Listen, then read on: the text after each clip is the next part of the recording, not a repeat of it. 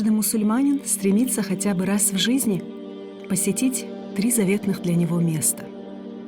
Это мечеть Аль-Харам в Мекке, мечеть Ан-Набави в Медине и мечеть Аль-Акса, расположенная в Иерусалиме. Аль-Акса почитаема не только мусульманами. Храмовая гора, на которой построена мечеть, является средоточием нескольких религиозных направлений. Это то место, где на некоторых пророков были ниспосланы небесные откровения. Ой, Аль-Акса – это самое святое место на земле. Это нам хватает, это нам гордимся, что он находится в Палестине. Это первый кублат, который Аллах создал и сказал, что куда надо направляться намаз. Это первый была Аль-Акса. Еще нам хватает, чтобы когда пророк Мухаммад, саллаллаху алейхи вассалям, Аль-Бурак пришел, он намаз сделал во все там братья, там пророки и посланники Аллаха. Он имам был, а потом он поднялся к Аллаху. Это нам достаточно, чтобы держать его руками, зубами, чтобы бороться за него, что он, иншаллах, освободится. Палестинцы – это этническая группа арабов, проживающая на территории исторической Палестины, на западном берегу реки Иордан, в секторе Газа, Галилеи и за Иордании, общая численность которых до недавнего времени составляла 13 миллионов человек. 98% палестинцев – мусульмане, говорящие на арабском языке. Им присущ свой особый диалект. Многие из них владеют английским языком, немало и тех, кто хорошо изъясняется по-русски. Как пророк сказал, 3 от хорошего. Сосед хороший, жена хороший и дом хороший. Мы жили в корпусе, второй корпус с ним. Он хороший сосед был. Потом мы договорились, как было здесь свободное место, проместились нам вместе. Я доволен, что он остался мой сосед тоже, доктор Юсуф. Спасибо, брат. Какой-то есть конфликт, они подходят к нему, он решит этот вопрос, алхамдулилля. Я доволен, что он мой друг, близкий друг. Брат, Мухаммад, брат. Я учился в России, и в 93 году я закончил факультет журналистики в городе Воронеж, ВГУ. Мы уже почти 2 месяца им даем уроки русского языка, и, алхамдулилля, они уже немножко общаются. Мы приехали не только чтобы спать и кушать, и это. Мы готовы на все, работать здесь и помочь развивать эту страну, которую нас встретили так тепло. Многие из нас врачи и инженеры, да, и разные специалисты. Даже есть водители скорой помощи, да, среди нас.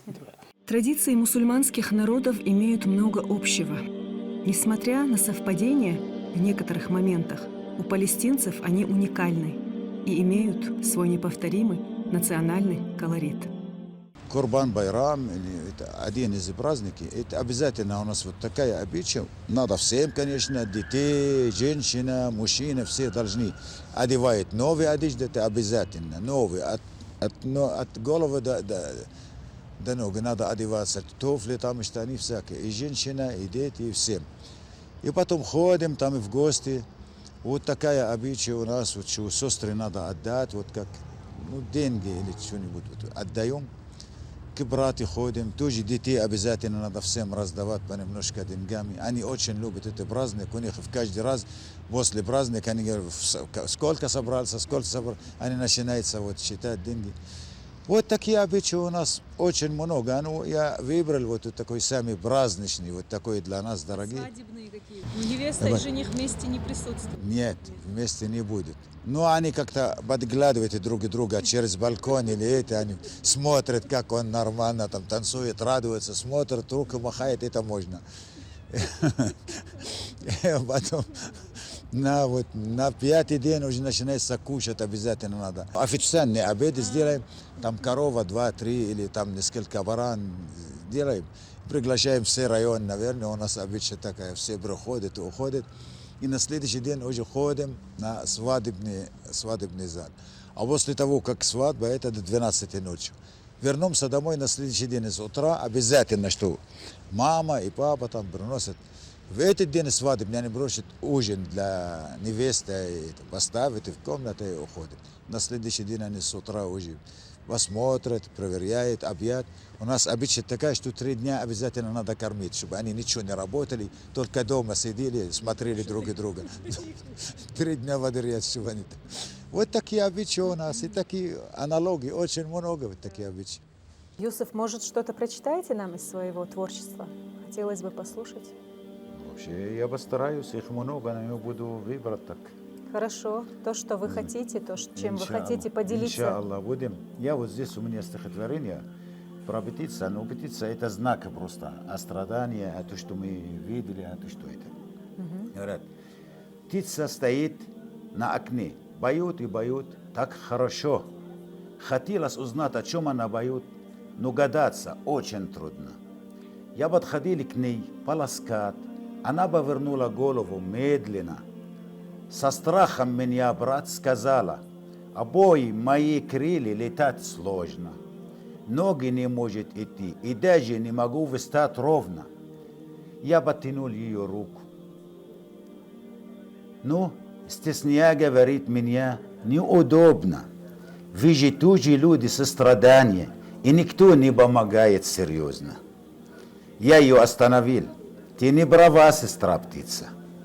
У меня брат был рядом, с нами навсегда боролся. Поверь мне, сломная птица, добра из этого мира не кончается. Быть семьей не означает жить под одной крышей и иметь кровное родство. Это нечто большее. Близкие люди принимают друг друга такими, какие они есть, и дают ощущение, что мы нужны, ценны и любимы, где бы ни находились. Это невидимая нить, проносимая нами в сердце от первого дня жизни до последнего вздоха. 18 лет, получается, да? Она отлично работает, она умная, вообще вот, работает, вот, знает своя профессия, любит работать. Ну, дети вот старшим, скажем, 17 лет, он учится, предпоследний год в школе. Младше, чем ему 16 лет, Фарах, дочь. Она Коран читает хорошо, она знает наизусть много с Коран. И маленькая 8 лет, Мария. Она очень любит песни петь. Иногда она сочиняет стихи даже. И говорит, папа, вот красивый у меня стихов, там 2-3 строчки. Я говорю, ой, как красиво, молодец. Кто бы сказал, я папа, я же на тебя похож. كان عنا طاحونة نبع المي إدى مساحات مزروعة في كان جدي يطحن للحي أمحو زهريات يا سهر الليالي يا حلوة عبالي غني غني غني على التراب. Я сын доктора Юсуфа Джарбуа. Мы приехали 2 месяца назад в Чечню, но в Россию мы приехали 3 месяца назад. Потом сюда перевели, и нам очень понравилось, что мы приехали в исламское общество. Здесь обычаи немножко отличаются от наших. Здесь намного даже лучше, чем у нас дома. Порядок, чистота и культура, да, потому что эта страна развивается, а мы жили там под оккупацией. У нас и экономика, и все, и учеба даже, и наука не так быстро развивается, как здесь. Нам здесь очень понравилось, и мы были очень рады, как нас встретили с первого дня. Спорт обладает удивительными свойствами, улучшает здоровье, характер и даже умственные способности людей, развивает реакцию, скорость, ловкость, координацию, выносливость, терпение и силу. Халид вообще такой человек, который он как-то старше его возраста. Правда, старше его возраста. Потому что я что-то ему расскажу, он сразу скажет, начинается о дальнейшем, прямо говорит вот так. Он так сразу любил футбол, играл в футбол, я отдал ему в команду, играл, сразу придут. Не говори меня ни Месси, ни Кристиану Роналду, я буду лучше всех и так далее. Он очень хорошо играл. А Фарах это вообще это мастер спорта, как отца, наверное, будет. Она любит все виды спорта, но она занимается баскетболом профессионально. Любая чемпионат, она всегда первая. Мои друзья там остались. Мы с ним занимались плаванием, на море ходили. Я занимался футболом. У меня хобби сейчас, я занимаюсь атлетикой. Я ходил там дома, в джим. И надеюсь, что здесь тоже буду ходить. Да, я скучаю по родине, скучаю по морю, скучаю по моим друзьям. Профессионализм – это особое свойство людей систематически, эффективно и надежно выполнять сложную профессиональную деятельность в самых разнообразных условиях. Палестинский детский врач-хирург провел в родном городе Газе множество операций, спас много жизней. Его желание помочь как можно большему количеству детей послужило тому, что он наблюдает новорожденных операбельных детей в перинатальном центре города Грозный. Количество даже определить невозможно, потому что когда во время войны, когда разбомбировка идут уже, они везут по 30, по 40, по 5, количество детей определить даже невозможно. Но статистики, как Минздрава она говорила, что почти до сих пор, почти 30 тысяч, это шахид, иншаллах, за 70 тысяч ранены. Большинство из них, наверное, 40% это дети. И остальные женщины, и потом старики, мужчины. Он один из лучших врачей хирургии детей в Газе. Его фамилия известна, что он популярен был в своей специальности, как врач, детский врач и хирург. Убегая от взрывов и перестрелок, эти люди покинули свои земли. Мы легко можем понять их, ведь еще совсем недавно находились в таком же положении. Проживая в соседних республиках, часто ловили себя на том, как сильно тосковали по родному дому. Дорога была каждая новость, каждая весточка о событиях, происходящих дома. Сегодня через это проходят они. В процессе всей жизни, получая образование и престижную работу, люди стремятся создать семью, обеспечить ее быт, построить большой и надежный дом. А потом, в одночасье, все меняется. В незыблемый мир врывается непрошенное гостье – война. И то, что казалось непоколебимым, становится шатким. На второй план уходит все, кроме спасения жизней своих детей. Чтобы сразу езжать из Газа до КББ Египта, это очень трудно. Это самое сложное, то, что было в жизни, потому что мы каждый день жили, иногда стояли, ждали.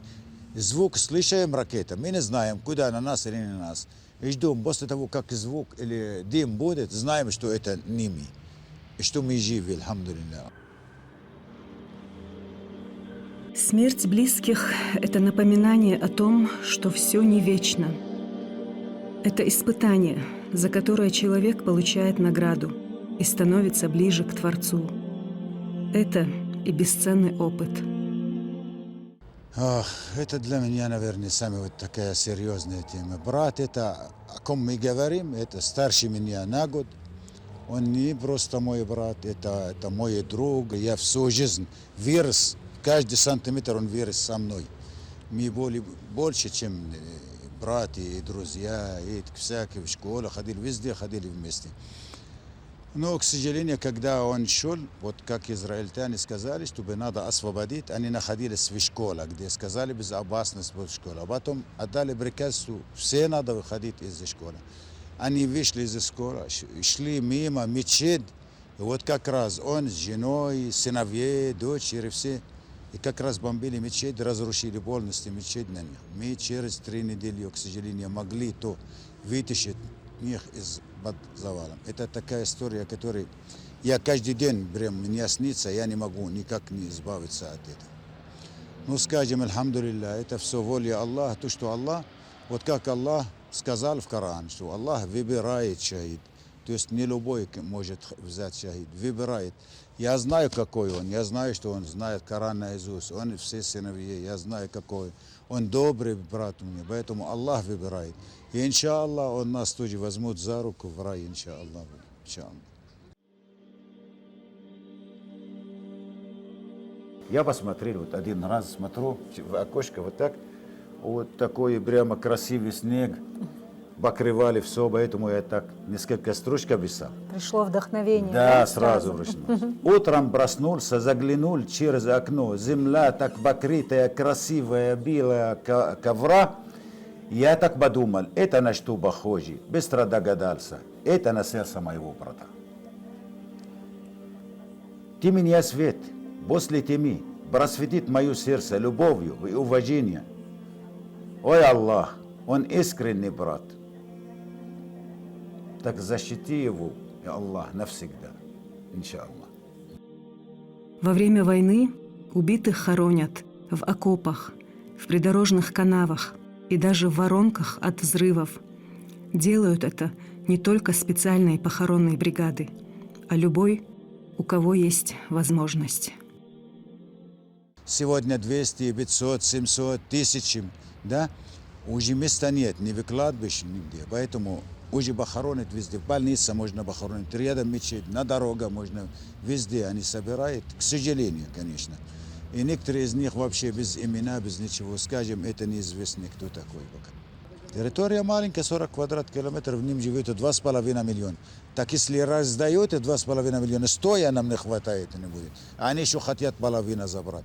Ну, скажем, альхамдулилlah, Аллах велик, Аллах все видит. Справедливость, это там наверху Аллах. Мы тогда будем отмстить. Каждый человек, который не помог или не сказали правду, или стоял за правду. Мы стараемся избегать досужих рассуждений, не заводить разговоры на темы, в которых недостаточно осведомлены. Наветы и наговоры всегда осуждались в любом обществе. Я гражданин Палестины, я живу в центре Газа прямо, и где там была война, я проходил через войну. Я не имею никакие отношения с Евротянами. Они наши враги, они разрушали наши страны, наши Газа, наши больницы, наши школы, все разрушали подряд. Мы их не любим, никакие отношения с ним не умеем. Египет, там гражданство, германское, Швеция, американское, есть Канада, все во всем мире. Каждая страна вот взяла свои, которые имеют гражданство, гражданин, свой гражданство защитить их. Я гражданин России, и я горжусь этим, чтобы я гражданин России. И мы уехали из Газа, из сектора Газа, из-за того, что президент Владимир Путин, ему самое лучшее, что есть в мире, я желаю ему, и президент Рамадан Кадыров. Они вытащили нас от ада, который мы жили. Это наши братья здесь, которые всегда руки подтянуты, нам помогают и все. Я люблю для них писать. Это как и благодарность от меня для них. Ой, Аллах, там живут недалеко от меня брат, щедрость, скромность, его характерно. Высокий, сильный, обаятельный, как меч, на местах устанавливается браво и верно. Когда я его вижу, я вижу в нем настоящего брата и искренне. Молю тебя, Аллах, защити его и защити тех, кого он любит и дорого. Верю на тебя, полное уважение, и пусть Бог длится братство между нами навсегда. Беженцам, прибывшим в нашу республику, оказывается не только всесторонняя помощь от руководства республики. Они также в полной мере смогли оценить гостеприимство нашего народа. В достоверном хадисе, приведенном Аль-Бухари и Муслимом, говорится, что посланник Аллаха, мир ему и благословение Всевышнего, сказал: «В любви и милосердии друг к другу верующие подобны единому организму. Когда болит какой-либо его орган, то и остальное тело лихорадит, и оно лишается сна». Когда встретили нас с поездом, когда мы вышли с поездом, так приняли как удобно, приятно. Мы не почувствовали, что мы чужие люди. Мы сразу чувствовали, что мы чеченские люди, честно.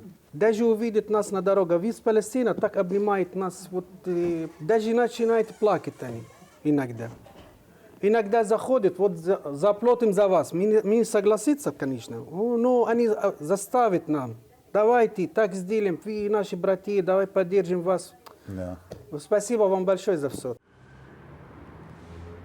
пророк всегда говорил, нельзя убивать старики, нельзя убивать детей, женщина не разговаривает, дерево нельзя отрезать и так далее. Надо показывать, какой он ислам, какой добрый, как он мирный. В священной книге мусульман приводятся различия между такими понятиями, как наказание и испытание. Так, если люди много грешат и не выполняют предписанные им Всевышним обязательства, то тяготы, последующие за этим, — это наказание. И даны они для того, чтобы люди раскаялись, пересмотрели свои взгляды и стали ближе к Создателю. Если же они выполняют все предписания священного Корана, то их тяготы относят к испытаниям. И посланы они для того, чтобы мусульмане все больше укреплялись в своей вере. Палестинцы буквально с пеленок обучают своих детей сурам из Корана и с достоинством переносят все притеснения и потери, выпавшие на их долю. Ведь порой нужно просто склонить голову, помолиться и выдержать бурю. Мы верим, что они справятся с этим, так же, как когда-то это получилось у нас. Чеченский народ во всем будет поддерживать их в это нелегкое для них время и непрестанно делать за них дуа.